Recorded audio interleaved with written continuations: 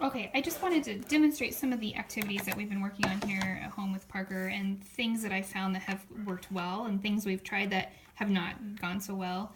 Um, Before I do any activity with Parker, I do use this. I do think he's starting to grasp and understand what this is. Um, I'll point and they say, first we're going to do your letters and then we can sing songs. He will often point with me, and I really think he's starting to understand that if he does the activity I want him to do, we're going to get a reward when we're done. First off, when it comes to letters, I know at school the goal was to have him match letters. I tried to recreate the white baskets that I saw Mrs. Kazaz use in her video. I didn't have any white baskets, but I just used these white shoebox tops. And I just have not had any luck, really, with getting Parker to match in the way that Mrs. Kazaz showed me in the video. He will occasionally get it correct, but I feel like it's more random. I don't think it's intentional. And we really worked on this with letters, with pictures, with objects. I can sometimes get him to do objects to objects, but I really am not having any luck with pictures to pictures. But I wanted to talk about letters at this point. So I did try putting letters in these boxes. I used like these refrigerator magnets. I don't know if these were too small. I don't know, but I was not having much luck with those. I tried having him learn letters with these different flashcards. If I would give him one flashcard and tell him to point to the P, he would do that. But when I would try to put several together, I think maybe it was just visually too much for him to work out. What I've landed on that has worked really well, and I've been really impressed with Parker's ability to learn his letters, is I've been using this.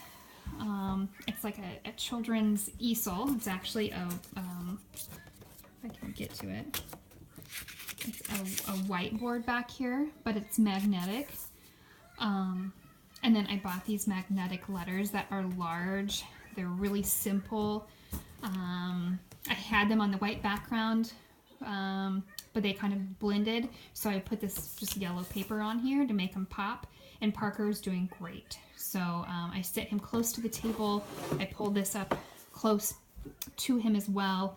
And I will say, Parker, find the R. And he'll point to the R. And then we'll switch. I usually go in order of his name, but I'm not as organized right now. I'll switch the letters around. I'll say, Parker, point to the P. He'll point to the P. Like I said, I've been really impressed with this strategy of learning letters. And he now will do every letter of his name, and he's really consistent and accurate with it as well. If there's distractions going on, I don't find that as much, but sitting, in our quiet basement like we are here without any distractions, he's doing super. So, like I said, he's doing every letter of his name. But this is the only strategy I've really found that enabled him to do that. So with the matching, I wasn't really getting anywhere. If the strategies I were using were too visually complex, he was struggling. Things were too small. Even things that are down on the table, if I put these same letters down on the table in front of him, I don't feel like he does as well. But when they're upright in front of him, right in front of his face on the yellow background, he's really doing great. So I wanted to share this with you. Let's see, I've also been doing a lot of work on fine motor skill activities. I know one thing that you do in school is you're trying to get him to put things in and work on that skill of picking something up, putting it in, and letting go of it. He has been able to put things in containers for a couple years now, so that's why I was so shocked at school that he wasn't doing that for you guys. But I found the same thing here at home when we first started working. I couldn't really find things that he wanted to do that activity. We did find these stacking cups. He's highly motivated by these, though. The reason being, I think, is he knows if he puts them in, then I let him turn it over and build a tower, and then he gets to knock the tower over and make it go boom, and he thinks that's the greatest thing. So I think that might be why we're having success with this. But that's kind of the key with Parker, is just finding something that motivates him, something that he's willing to work towards, and then, you know, he'll do a great job. The other thing that I found that he's willing to use to put things in is these. I'm not really sure what they're made of. They're not plastic. They're not really ceramic either. I'm not sure what they're made out of, but they're heavy and they're loud. So having him put those in like a metal pot. This is a big pot that I just happen to have here, but and I have it full of stuff. But when he drops those in, they make a loud noise. He thinks that's pretty great. So, but you know, the Lego. The Duplo blocks in a plastic basket like you were doing in school, you know, I tried similar activities to that. He didn't care about that at all. And I think part of it is just he needed, you know, hearing the noise or getting to know he gets to knock a tower over. It just adds a little bit extra excitement to the activity. So I've found that works. We've also been working a lot on other fine motor skills, like these like stacking toys. This one is nice because I have it full right now, but it's just kind of an extra bit of fun to put those on. So we're working on that. We do these. This one, all of these are hard for Parker because his fine motor skills are limited, but this one's a little easier for him. It's not easy, but it's a little bit more manageable for him, so we've been working on this one a lot. I also have this, which is even more complex. I like it because all of the shapes on here are different colors, and then they each have their own spot. So we've been working on this. Like I said, these are hard for him, but I've been really impressed with how hard he's working at them. I'll just give him one color at a time, and I'll tell him, Parker, put the red on red, and then I'll kind of, even when he has a hard time with that, kind of block off the others so he knows where it goes. So we've been working on all sorts of these kinds of activities. And like I said, they're not easy for him, but he is willing to work at them, especially when he knows, you know, he gets a reward afterwards.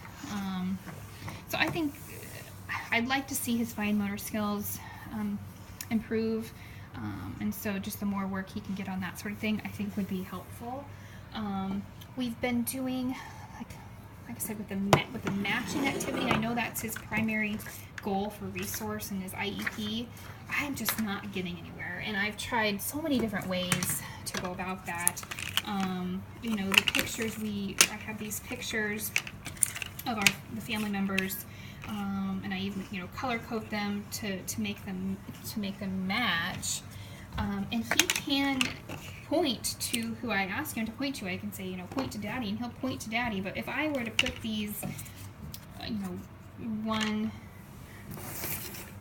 of these in a white box and then one of Alexa, and then give him the one of Daddy and have him put it in, he just doesn't get it. He'll sometimes put it in there, but he'll just as often put it in the box with Alexa. So I don't think he's understanding the concept, you know, but he is able to point to who I want him to point to.